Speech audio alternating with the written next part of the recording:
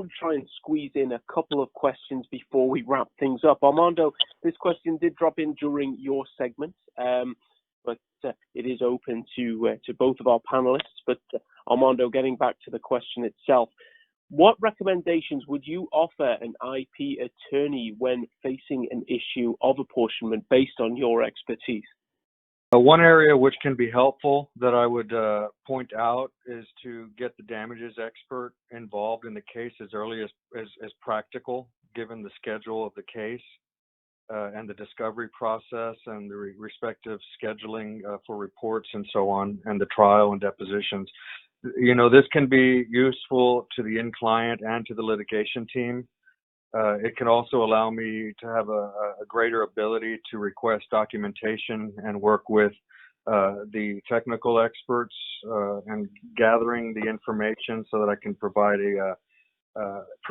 a more detailed and informed understanding of the opinions I have and the basis for those opinions. So I would just say if possible, get the expert involved early. Oftentimes it's more efficient and the expert can help with the discovery process and getting some of the information that's useful.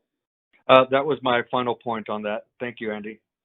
No problem at all. Eric, this last question, it's for yourself here, and it's just asking about the Mentor Graphics case.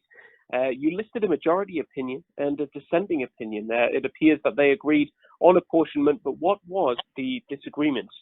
Well, I'm not a lawyer, but speaking as an economist, it looked to me like the difference hinged on whether apportionment was, quote, typically necessary or, quote, must be done for lost profits. In that case, they mentioned that the Panduit factors satisfied the apportionment, and I think the dissent was as to whether Panduit factors automatically satisfy the apportionment requirement. As we saw in the Western Gecko case, Panduit factor doesn't necessarily satisfy it, and so facts and circumstances of that Mentor Graphics case, it did, and in Western Gecko it didn't. So getting back to Panduit factor may or may not satisfy apportionment. That, I think, was the on which the disagreement turned.